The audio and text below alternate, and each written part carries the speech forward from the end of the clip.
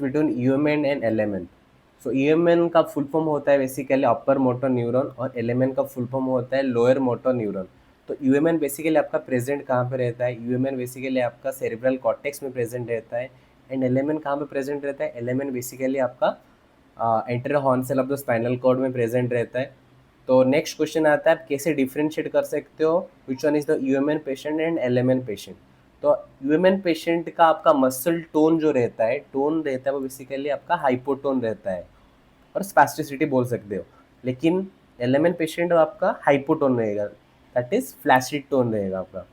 और उसका जब रिफ्लेक्स आप चेक करेंगे यूएमएन पेशेंट का बेसिकली आपका एग्जैगरेटेड रहेगा। तो एलएमएन पेशेंट का रिफ्लेक्स आपका डिमिनिश रहेगा।